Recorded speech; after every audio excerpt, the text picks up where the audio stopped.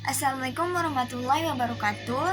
Saya Astri Alipiana Sution, NPM 2014-0028, Prodi PGSD 4A. Di sini saya akan menjelaskan tentang perspektif global.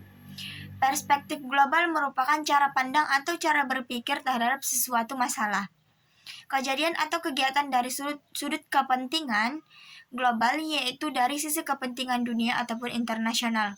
Oleh karena itu, sikap dan perbuatan juga diarahkan untuk kepentingan global.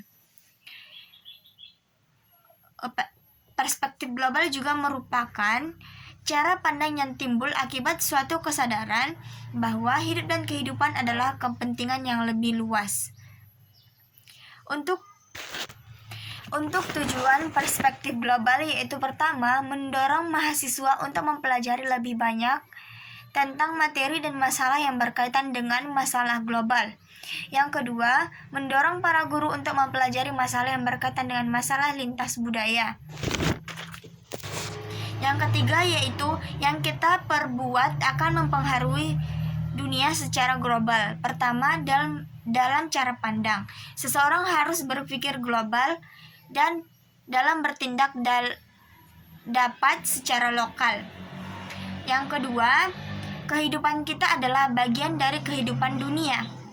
Ketiga, kita tidak dapat berkembang tanpa adanya hubungan dan komunikasi dengan dunia luar.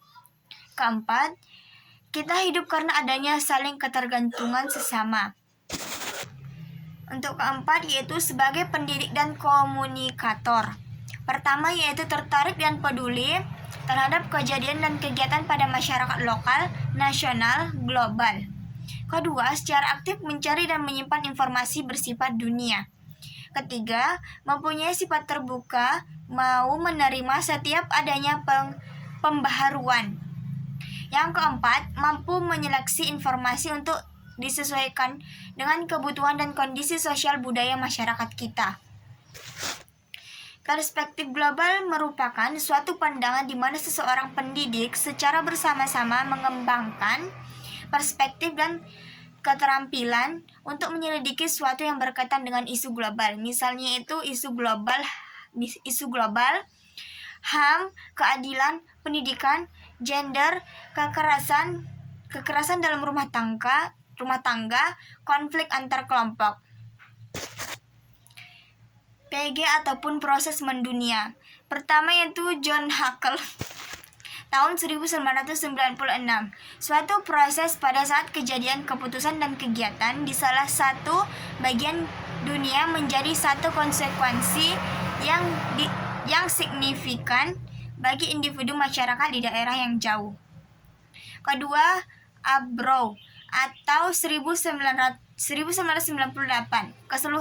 Keseluruhan proses di mana manusia di bumi ini diinkorporasikan ke dalam masyarakat dunia tunggal. Karena proses ini bersifat majemuk, maka kita pun memandang globalisasi di dalam kemajemukan. Selanjutnya yaitu ciri-ciri globalisasi. Pertama yaitu globalisasi perlu didukung oleh kecepatan informasi, kecanggihan teknologi, transportasi, dan komunikasi yang diperkuat oleh tatanan organisasi dan manajemen yang tangguh. Kedua yaitu globalisasi yang telah melampaui batas tradisional geopolitik, yaitu batas tersebut harus tunduk pada kekuatan teknologi, ekonomi, sosial, politik, dan saling ketergantungan antar negara. Ketiga yaitu adanya saling ketergantungan antar negara. Keempat, pendidikan merupakan bagian dari globalisasi. Penyebaran dalam hal gagasan pembaharuan dan inovasi dalam struktur, isi, dan metode pendidikan dalam pengajaran sudah lama menunjukkan globalisasi. Posisi-posisi pendidikan dalam perspektif global yaitu pertama pendidikan, budaya, agama, psikologi, ekologi, pertahanan keamanan, sosiologi, ekonomi, ideologi, politik.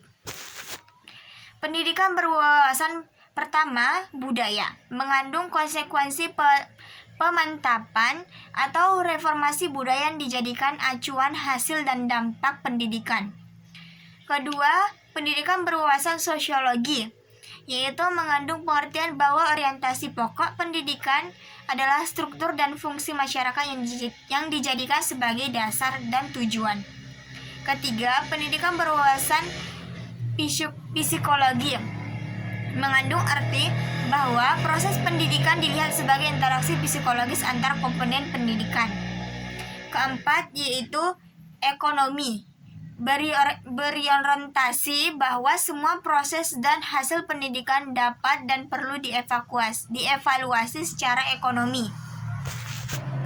Ciri-ciri era globalisasi. Pertama, ekonomi ditandai adanya pasar bebas yang menuntut kemampuan kreasi yang menghasilkan produk-produk berkualitas tinggi. Kedua, yaitu politik, ditandai berkembangnya nilai demokrasi dalam masyarakat yang demokratis. Untuk selanjutnya, yaitu globalisasi dalam pendidikan. Pertama, mengakibatkan perubahan-perubahan yang mendasar paradigma pokok pendidikan. Kedua, perkembangan iptek yang semakin tinggi, perkembangan bidang ekonomi yang mengarah produk perdagangan bebas. Untuk yang kelima, yaitu lingkungan hidup. Dan keenam, politik. Untuk selanjutnya, yaitu dampak globalisasi. Pertama, yaitu dampak globalisasi secara positif, yaitu munculnya masyarakat mega kompetensi, di mana setiap orang berlomba untuk berbuat yang terbaik, untuk mencapai yang terbaik pula. Untuk berkompetensi ini diperlukan kualitas yang tinggi. Era globalisasi adalah era yang mengejar keunggulan dan kualitas, sehingga masyarakat menjadi dinamis, aktif, dan kreatif. Untuk selanjutnya, yaitu dampak globalisasi secara negatif, yaitu globalisasi melahirkan budaya global dan akan mencapai ancaman bagi budaya lokal atau budaya. Salah satu penyebab cepatnya menghilangkan identitas diri ataupun bangsa. Demikianlah yang dapat saya sampaikan tentang perspektif global. Sekian, assalamualaikum warahmatullahi wabarakatuh.